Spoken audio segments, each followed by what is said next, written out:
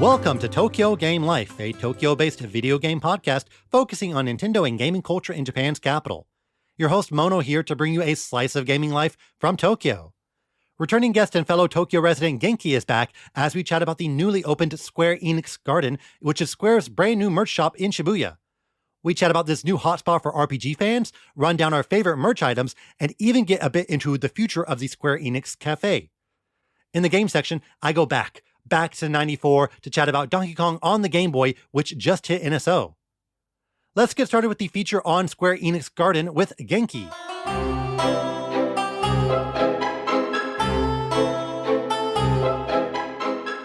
Today's feature is about the newly opened merch store, Square Enix Garden. Joining me to chat all about it is a special guest. So guest, please introduce yourself. Hi everyone, I'm Genki. And you can find me on Twitter, and I also have a YouTube. I'm just like to take videos, pictures, or cover different events or gaming news in Japan. Thanks for having me today. Yeah, welcome back to the podcast. It's been a while. The last episode you were on was during the launch of Tears of the Kingdom in Japan, but you also appeared on a very much related episode where we talked about the Square Enix Cafe in Artnia. But sadly, Square Enix Cafe is closing on March 31st. So before we get into Square Enix Garden, let's touch on this a little bit. Genki, what happened? Why do you think Square Enix Cafe is closing after nearly 8 years of being in Akihabara? Oh yeah, that's a good question. It was such a good spot that I like to visit often, but I guess it wasn't so popular and it was kind of hard to book. I think it was popular when there were big games like Dragon Quest or Final Fantasy, but when they would do some of their more niche games like Romancing Saga or an Octopath Traveler, then I think there wasn't so many customers when I would walk past. So yeah, maybe it was like they didn't get so much customers. And also it's kind of hard to just walk in because you have to book seats. So even though there are lots of people in Akihabara, it's not like people can just walk in and sit down. So maybe that's why. Yeah, I think I've only gone when it was a big game like Final Fantasy VII, Crisis Core, or some Final Fantasy related game. So to me, it always felt very crowded. Maybe if it's just Live Alive or Dungeon Encounters, maybe it's not so crowded on those days. But it was pretty filled often, and the food was not cheap. I wonder if the rent went up or the upkeep is higher than expected. Do you think Square Enix Cafe will come back in some way? And do you think Artnia is in any danger? I do hope it comes back. I think they said they were going to make it into a merch space or something, or continue doing the merch selling, because they have like a little merch store connected to the cafe. But whether the cafe will return, I'm not so sure about that. I would really like it to. And about the Artnia Cafe, I was worried about that because before the new kind of rumors that Square Enix were going to move headquarters, they did open a new headquarters in Shibuya, but they didn't close the old one in Shinjuku, so I'm not worried about that one. Hopefully that one will stay around as long as that headquarters in Shinjuku is still open. All right, well, that was our Square Enix Cafe update, but now we're going to get into something that's not closing and is in fact brand new, Square Enix Garden. So Genki, give us the headline. What is Square Enix Garden? Square Enix Garden is a new Square Enix merchandise and goods shop in Shibuya. It's a totally new shop partnering with Square Enix, located in their new headquarters, because I think they moved to Shibuya recently. So above that, like a really big skyscraper. So on the top floors, they have their new headquarters. A few of the teams moved there, like the team that made Final Fantasy VII Rebirth, called Creative Studio 1. And also, I think the Final Fantasy XIV team might have moved there as well, which is Yoshi P's team, Creative Studio 3. So in that building, there's like a new building. Below there, they opened up a new Square Enix merch store, which is a store where you can get all kinds of Final Fantasy, Dragon Quest, Kingdom Hearts, and other Square Enix merch. Yeah, it opened up on December 19th of 2024, and it was only announced a month beforehand in November. So what were your thoughts upon hearing that Square Enix was going to open up a brand new merch store in Shibuya? Oh yeah, I was super excited, and I actually work near to Shibuya, so I often visit Shibuya, and it already has like the Nintendo store and the Capcom store, and there's a Pokemon Center. So I'm really happy that there's now going to be a dedicated Square Enix store in Shibuya with lots of Square Enix merch. I was really happy as a Square Enix fan, and hope it can get more popular because it sells goods and games. So yeah, good news. Yeah, I was a little bit surprised because you can buy Square merch at a lot of stores in Japan, like Yodobashi Camera, plus the Square Enix Cafe, and even Artnia. You can buy merch there. So I wondered, do we need another location to buy Dragon Quest plushies? But considering the huge success of Nintendo Tokyo and Capcom and Namco also have their own stores, I do understand why Square would want to have a more dedicated space just to sell merch. And it is in Shibuya Sakura Stage, which is a new shopping venue that's right next to Shibuya Station. Genki, have you ever been to Shibuya Sakura Stage before your visit to Square Enix Garden? Oh no, I've never been there before because it's, I think, opened quite recently, like middle of last year or something. So there was no reason to go there before this new Square Enix store opened. It's on the other side of where most of the other stuff is, so it's a bit out of the way if you're just coming to Shibuya for the first time. But for the Square Enix store, I think it's well worth visiting. Yeah, I'd actually been there once before because there was an event called Pokegenic where Pokemon photo ops were scattered around Shibuya. And some were in Shibuya Sakura Stage. And I thought, wait, what is this place? I had no idea that it existed. And it apparently opened up last summer. So it is very new. And it is, like you said, very easy to miss because it is sort of behind the area where most people venture, where they visit Shibuya. But it is a very modern looking multi-floor shopping area. It's hard to explain what it looks like, but it has the Sakura patterns on the side of the building. It has more of an open floor plan where it's not just encased in a building like a department store. Each floor has no walls. It's like you're walking on a balcony on every floor. The concept is that there is a Shibuya side facing the station and the other shopping areas, and also a Sakura side where you can see the cherry blossoms. But since it opened up last summer, it hasn't experienced the Sakura season just yet, which is kind of funny. You would think they would want to open it during Sakura season, but maybe the timing is off.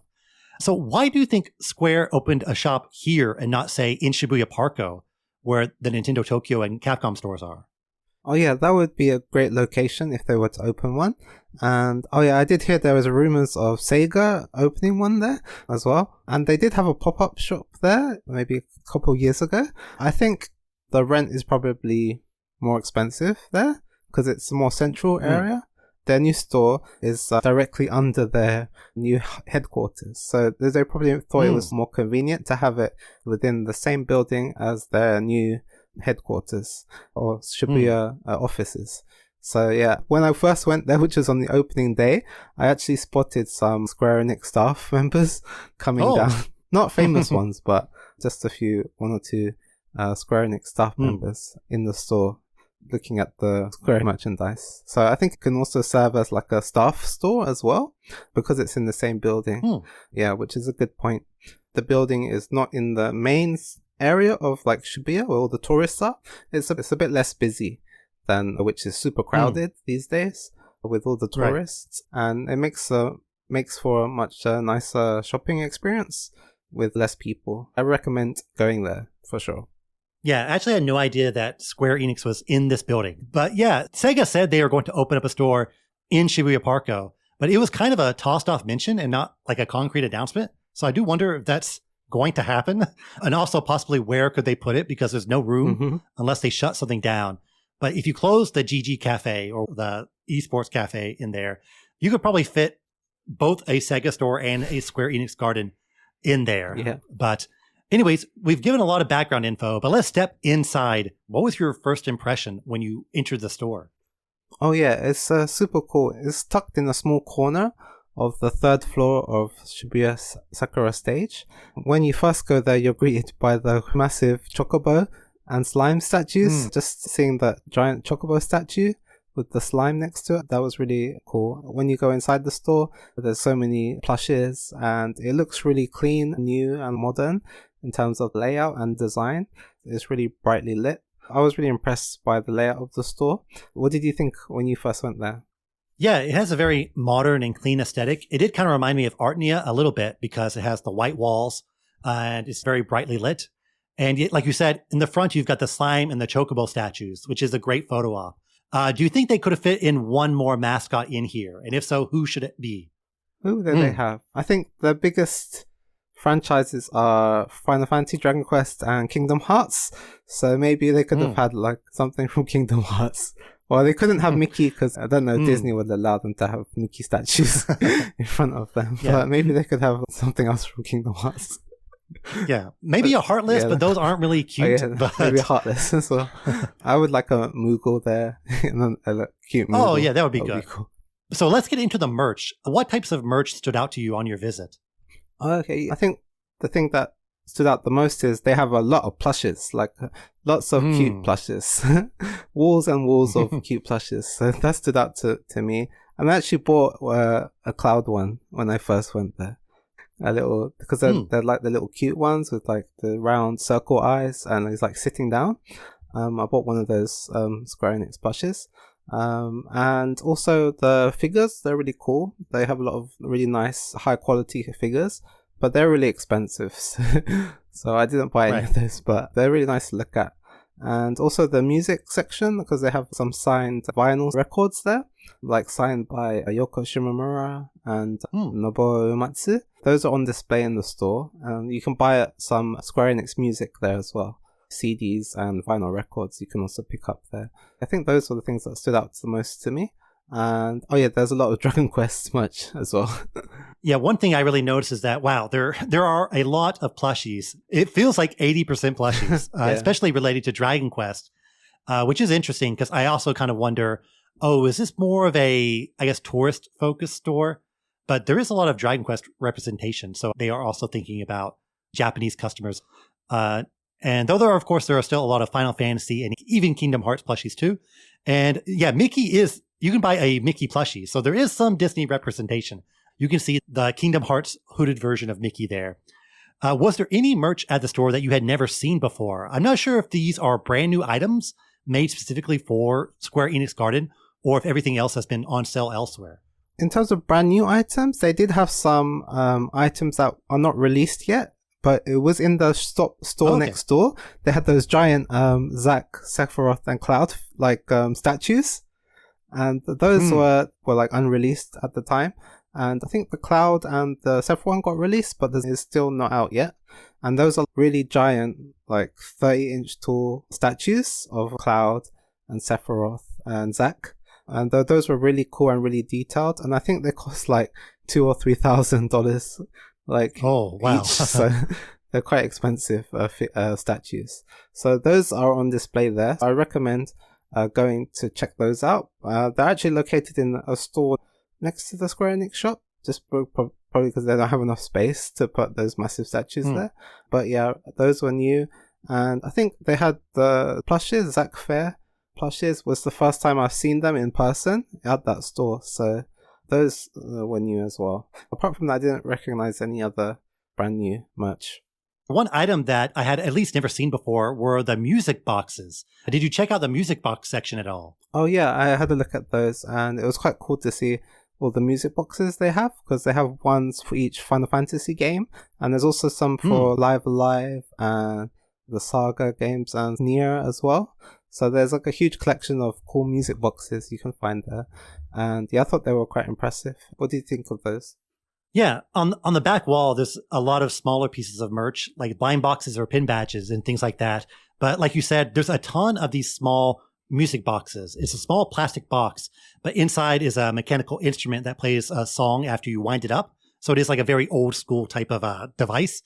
And there were just so many of them. I think, like you said, every Final Fantasy had one. There were music boxes for Nier and Mana and Romancing Saga.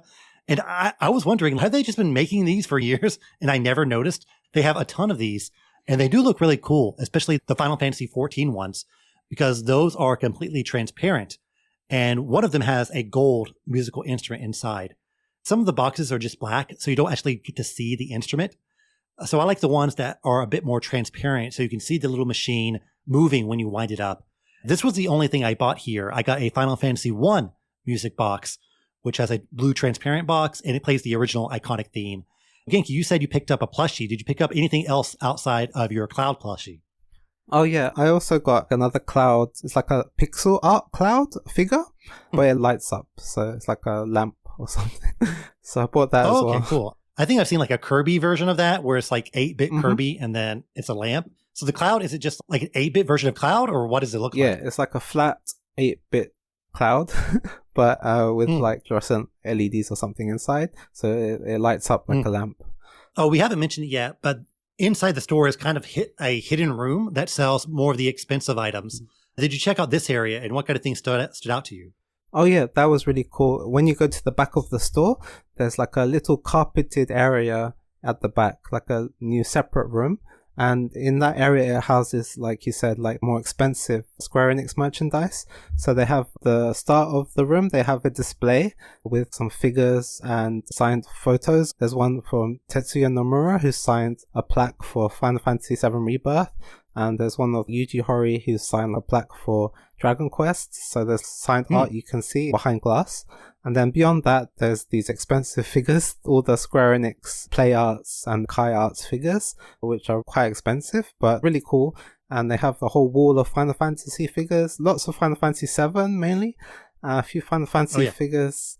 And also on the other side, on the back of the room, there's jewelry, like Square Enix jewelry for different watches and really expensive necklaces and stuff like that for Final Fantasy, Nier. And yeah, they also have like some Nier Automata figures and like puzzles in that room as well, like puzzle sets for different Square Enix games. That's really cool. And yeah, the carpet is brand new, so it's really soft. It's a different texture from the hard floor of the rest of the shop. So it's a nice little space where they sell more of their exclusive or expensive items. So what did you think of that area? It did kind of remind me again of Artnia, because Artnia also has a hidden darker room that sells more of the high-end stuff. Here's where they have a lot of the more expensive figures, like so many Final Fantasy VII figures here, and also some jigsaw puzzles. And I saw a Chocobo Dungeon board game, which I didn't know existed, but it looks awesome. And it has the signature area from various Square Enix icons. I guess these are technically the rarest items in the store, although they aren't for sale. These are like brand new, made for the store. They have like signatures from Yuji Horii that says, oh, like, congratulations, Square Enix. Honestly, outside of Yuji Horii and Nomura, I couldn't really read the other ones, so I'm not sure exactly who they are. Oh, There's one. A Kingdom Hearts one? Yeah, the Kingdom Hearts one was Yoko Shimomura, the composer of Kingdom Hearts. And there was a Final Fantasy 14 one, like vinyl album by Masayoshi Soken, or like the Final Fantasy 14 and 16 composer. Yeah, so those were like the special signed items in the store, but yeah, unfortunately not for sale. There's also one that was like an Aztec drawing with a Moogle on it. Do you know what game this is, or what is this? That's called Modulation, and it's a special album from Final Fantasy composer Nobuo Uematsu. He did his own electronic music style remixes of lots of Final Fantasy songs. Some of them are like 2 Final Fantasy songs that will be mixed together, and he put electro beat on it. It's a really cool album, but yeah, there is a signed vinyl record there at the shop, which is really cool. Oh yeah, cool. Yeah, I had no idea about that. And yeah, Yuji Horii's signature is very clear. You can read it very easily. Nomura, you can read a little bit, and since it's on Final Fantasy VII, it's like pretty obvious. The other ones, it's just scribbles. So I had no idea, who could this possibly be? Is one of these Yoshi P? I don't know, but yeah. Your explanation makes a lot of sense. What were your overall impressions on Square Enix Garden? Oh yeah, overall, I'm really happy that this new shop is come to Shibuya. It's a dedicated Square Enix merch shop, not attached to any cafes or anything like that. I was really impressed with the store, and I like popping by there. It's a bit out of the way from the station. Maybe it takes about 5 or 10 minutes to walk there, but I'm happy it exists and can buy Square Enix merch directly from there. I hope more people get to know about it and visit it too.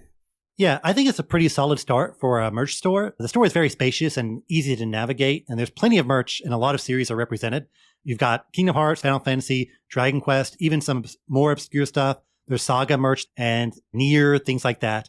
I do think if they want to keep up with, let's say, Capcom Tokyo or Nintendo Tokyo especially, they do need to have a pretty steady flow of new merch, and specifically exclusive merch. So, Genki, what kind of merch would you like to see here in the future at Square Enix Garden? Yeah, that's a good point. I think they do need some like store exclusive merch. like Capcom store and Nintendo store. So maybe some exclusive t-shirts would be cool with like Square Enix Shibuya style t-shirts. Also, I'm a fan of clear files, so if they want to make some clear files, and also exclusive figures and stuff as well. I think maybe t-shirts would probably be the thing I would like to see most, like exclusive t-shirts from there. Maybe hand towels as well, or long towels exclusive to the Japanese. Yeah. Like the supporter towels. Yeah, the supporter towels that people like to buy and wave around or wear around their necks. It would be awesome. I think that would also attract more customers, so I think that's a good idea. Ideally, whenever Square puts out a new game, you want to have some new merch items to go along with it. And Nintendo is very good about this. They just put out a bunch of Donkey Kong merch. And even when Emio came out, they had something at Nintendo Tokyo for Famicom Detective Club. And before we go, I guess we should touch on Square's 2025. They put out Rebirth on PC and Dragon Quest 1 and 2 HD 2D. But other than that, we are pretty much in the dark about possible Square releases for this year. What do you expect from Square in 2025? Yeah, as you said, those games will be releasing, hopefully. I'm expecting a more quiet year for Square Enix this year, just because the last few years have been really, really heavy. They've been releasing like 10 or 15 games a year, it seems like, for the last like 2 or 3 years. So I think, and the big ones as well, like Final Fantasy 16, Final Fantasy 7 Rebirth. They even had Forspoken, which was a big game, but it didn't do that well. But they had a lot of big AAA games releasing. And the Dragon Quest game released last year as well, which did really well. They announced that they're changing their development pipeline to be more multi-platform. So for their big titles, they're trying to move away from PlayStation dependency and be more multi-platform, and then continue with games like Dragon Quest on the Switch and the smaller games on the Switch as well. So yeah, I think it's a transition period for Square Enix. So I'm not expecting too many releases this year, sadly. Kingdom Hearts is the next big AAA game from them. And yeah, they haven't really updated about that game since they announced it years ago. I'm expecting at least 2020. Hopefully it will come out next year, I'm hoping, for Kingdom Hearts 4. Maybe I'm expecting a few remakes, like Final Fantasy 13 Trilogy remake, or there's a rumor for a Final Fantasy Tactics remake. And I can't see any new big games coming out. I can't see any big Final Fantasy games coming out, but maybe they'll surprise us with some spin-offs. Usually we know what's coming, but this is an odd time where we don't really know much about what's coming from Square Enix, apart from the Dragon Quest 1 and 2 remake. I think it's going to be a quieter year than usual, but hopefully they'll surprise us with some Final Fantasy remakes or spin-offs. Maybe they'll announce a new Nier game. I wouldn't expect Kingdom Hearts this year, sadly. I wouldn't expect Dragon Quest 12 to come out anytime soon. Maybe they'll talk about it after 1 and 2 releases. So yeah, I'm not expecting to see Dragon Quest 12 soon. I think they'll focus their marketing on 1 and 2. And then afterwards they'll move on to talking about 12.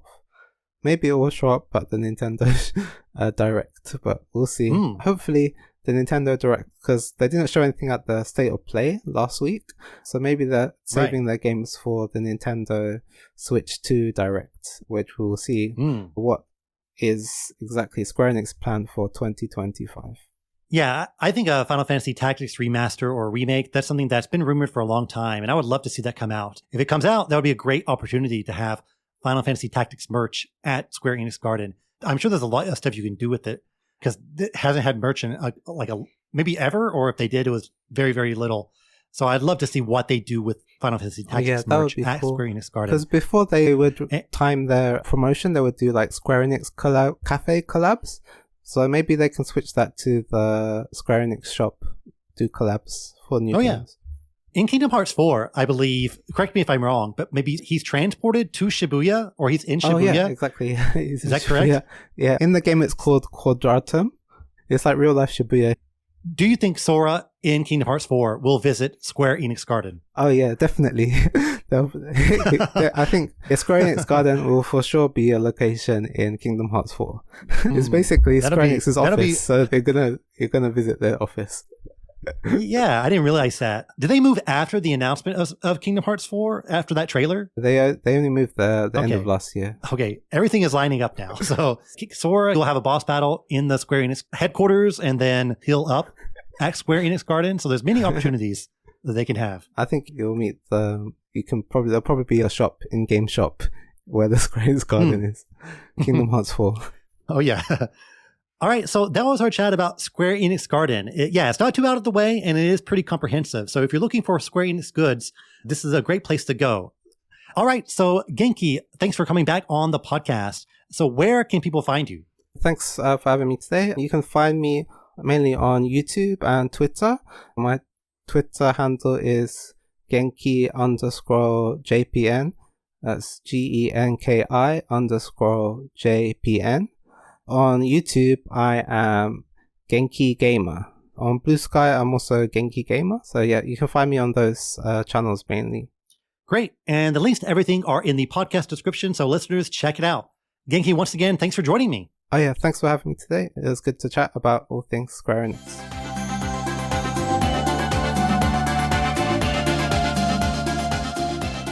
Today in the game section, we're going to look at Donkey Kong on the Game Boy, aka Donkey Kong 94, which was just added to Nintendo Switch Online a few days ago. This was easily one of the more glaring omissions on an NSO. Not quite Pokemon tier, but what is? Its delay does make sense though, because the Mario vs. DK remake came out last year, and you do want a gap between that game and this one, since Mario vs. DK is the spiritual successor to Donkey Kong on the Game Boy. Kind of like how there was the Link's Awakening remake, then Nintendo was like, okay, we'll put it on NSO now that it's been a while. Donkey Kong 94 is often lauded as one of the best Game Boy titles, period. So, is it? I mean, probably yes. I would put Pokemon above it for sure, and Link's Awakening, but it's still pretty timeless. I did play it as a kid, but it was my friend's copy, so the NSO release is really my first time where I can really dig into the game, and it absolutely holds up in every way. As the nickname suggests, it came out on the Game Boy in 1994 and was developed by Nintendo EAD and Pax Softica, who had their hands in many games during this era. They worked on Volleyball, Ice Hockey, Balloon Kid, Mole Mania, those Hamtaro games, and Wrecking Crew 98, which I talked about on the podcast last year. They were basically just a, hey, we know how to make a game type of company. Sadly, I think they are now just like a shell company or do some really under-the-radar dev work that nobody knows about, but they have quite an impressive catalog of games, including DK94. The premise of the game is that it's not just a Game Boy port of the arcade Donkey Kong, but instead a puzzle platformer. You do play a truncated version of the original arcade stages, which are pretty fun to see translated onto the Game Boy, but you can clear all of them in about a minute, and then it's on to the real game. You're the one and only Mario, and need to bring a key to a door in each level. Easier said than done. You need to blend Twitch platforming in with puzzle solving, all while racing against a time limit, though a pretty generous one. Every fourth level, you'll battle the titular Donkey Kong, where you either need to hit him 3 times with some object you can pick up, or reach Pauline, just like in the arcade version. The puzzles are pretty well designed, albeit they won't cause you to tap into the deepest parts of your brain, but most of the fun comes from controlling Mario. He's equipped with an incredible moveset, and yes, this is the game that invented his backflip. It feels amazing to pull off too. It's so quick and you jump so much higher. He also has a handstand jump that you can turn into something similar to a triple jump. You can also spin really fast and launch yourself off wires. You can pick up and throw things a la Mario 2. Also, Mario has a little roll move here if you fall too far, which is something I don't think I've seen in any other Mario game. You can do like a rolling dash in Odyssey, but it's kind of funny to see Mario just tuck and roll after falling from a certain height. There's also a fun animation where you just faceplant if you fall a little farther, but fortunately that doesn't kill you. It is a little surreal at the beginning of the game where you're playing the OG arcade stages and realize, oh, I won't die if I fall 2 feet. It feels so good to maneuver Mario around these stages and use his really innovative moveset.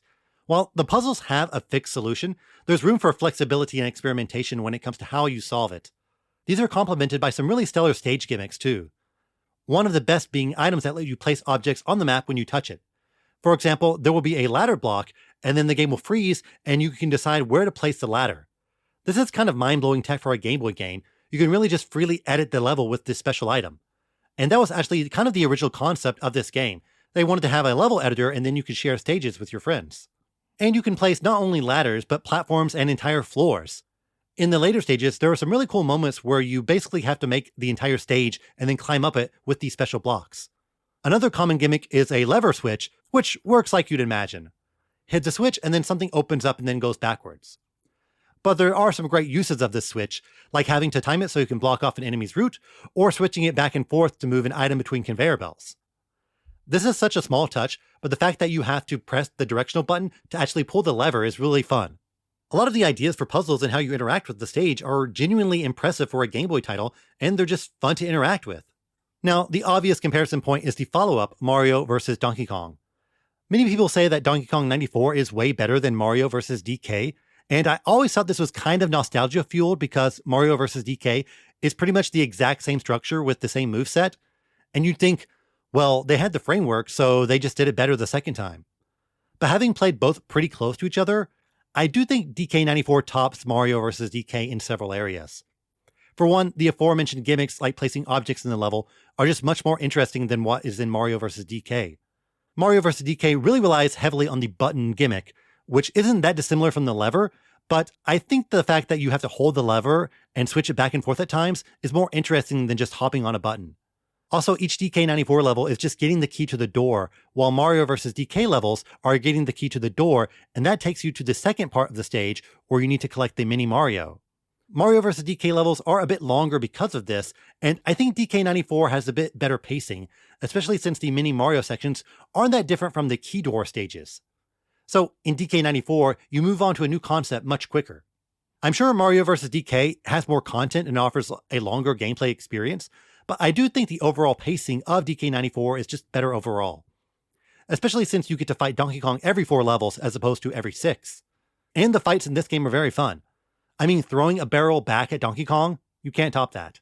And DK94 still has about 100 stages, which is nothing to sneeze at. And some nitpicky stuff, I do like collecting the 3 arcade items as opposed to collecting the different colored presents. And if you get them, you can play a little fun minigame after each stage that will get you up to 99 lives in no time. And of course, if we're being real, Mario vs. DK is $50, while DK94 is quote-unquote free. Free as long as you're paying $20 a year to Nintendo. Okay, some other random stuff I love about DK94. There's a lot of great little animations, like Mario getting flattened or immolating if he touches a fire enemy. Some stages have bat enemies, and when you hit them, they drain the color out of you for a bit. Do you die? Do you control differently? No, it's just a completely unnecessary but fun thing this enemy does. And speaking of enemies, this game has a lot of critters that never ever appear again. Many of them don't even have localized names. Like Sairesu, which is an enemy with giant ears that you need to wake up by jumping next to it. Are you familiar with Torodes, which is just a walrus? Sukopi, which is a big scorpion? Between this and Super Mario Land 2, think of all the Mario enemies that are just stuck on the Game Boy. I also get a kick out of how weird some of the worlds are. One is an airplane. You fight Donkey Kong through several sections of an airplane. I don't know the logistics of this, but I trust the game. The desert stage also looks really cool since you are in a big pyramid and there's hieroglyphics on the stages. And yes, you do fight a random enemy that is like a giant walking pharaoh head. Bring this guy back in HD. Now we gotta get into some lore here. Did you know that this is the first DK game to feature him wearing a tie? The world was never the same after that. Donkey Kong Country came out later in the year, which featured DK's new design with the tie as well, but apparently this is because Miyamoto told Rare to include the tie. Miyamoto is the producer of this game, so I'm sure he instigated that mandate. And this was the first appearance of Pauline's new design, which she still has to this day. So we got the DK tie, the Mario backflip, and Pauline's design all in the same game. I dare you to name a more influential video game. Now you might be thinking, wait, if DK has the tie, is this the same DK as in Donkey Kong Country? The heroic DK we all love, who is in Smash and Mario Kart. Well, DK Jr. is actually in this game as well, and he helps out his dad in some pretty fun levels where you have to handle either DK Jr. or both of them at the same time. So canonically, this DK must be Cranky Kong, and in a dev interview translated by Shmuplations, the devs do say that this is a prequel to Super Mario Bros.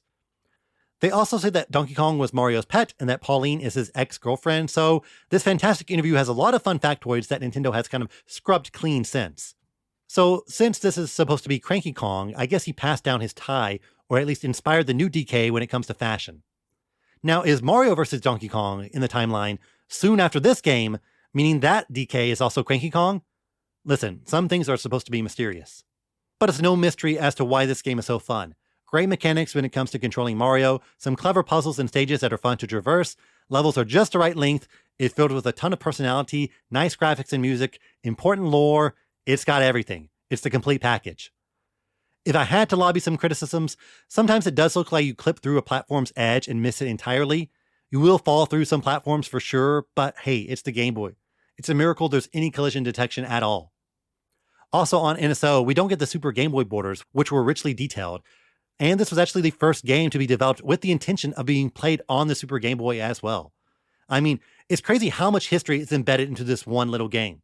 So if you have Nintendo Switch Online, definitely give Donkey Kong 94 a try. At least try to pull off the backflip and see how cool that looks on the Game Boy. Okay, that's all for games. Now for some news.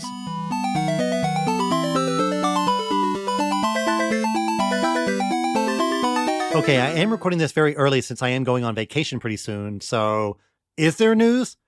The Switch 2 Direct is still a few days away, so this will be the last podcast episode before that deluge of Switch 2 news is upon us, so it's been fairly quiet on the Nintendo front. But we do have some interesting new info from the online playtest from last year. People have been patent digging, and now we know some of the staff who worked on the game since their names are listed as the inventor on these specific game patents. Two of the names include Yusuke Amano and Tsubasa Sakaguchi, who were the directors on the original Splatoon.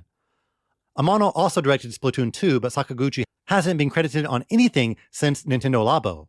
Masaki Wada and Shinya Yano are also listed, who many know from working on Ring Fit Adventure. So a handful of people involved in some very experimental new IP from Nintendo. Sakaguchi in particular is interesting because I was literally thinking just the other day about what he could be working on, and turns out it was the playtest. Now, I never played the actual playtest, but if you're out of the loop about what it actually was, it was kind of like Nintendo's take on Minecraft, where you develop a specific area of a planet by placing blocks. It heavily focused on user-generated content and utilizes NPLN, which is Nintendo's new server system. A couple of games use this new server system, most notably Splatoon 3, which did have sort of an infamous connection problem around launch. So hopefully that's not a harbinger for things to come in the future with this new server system. But I think people who are more in the know than I am do say that NPLN is a significant upgrade from their previous system. Point being, the playtest was quite fascinating, and it could be the next big Nintendo IP. But again, we don't really know when it's going to come out, if it will come out, and if there's any Switch 2 connection. But I have to imagine we will hear more about it later this year. Last bit of news, Pokemon Center Hiroshima is relocating in April to the second floor of Ekie next to Hiroshima Station. It'll close down for some time in late March as part of the process, but there will be a Gyarados-themed playground called Gyarados Park in Soromoa Square during this time. Listen, I've never been to Hiroshima, so I don't really know where these places are, but there will be Pokemon stuff there. But for me, the most interesting news item is that Pokemon Center Hiroshima is doing a collaboration with the Hiroshima Carp baseball team, featuring exclusive new merch highlighting the Carp and the Red Gyarados, the mascot of Pokemon Center Hiroshima. Has there ever been a Hiroshima Carp and Magikarp/Gyarados crossover before? This has to have happened at one point. It's such an obvious idea. The Carp fanbase is extremely feverish, so I imagine this merch will be snapped up pretty quickly. Pokemon centers have dabbled into some regional exclusive merch before, but they're typically time limited, though every now and then they do cycle them back in.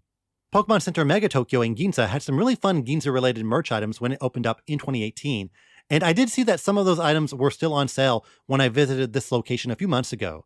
So if you can't nab this Carp crossover merch in April, you might get another chance later on. Just be a little patient.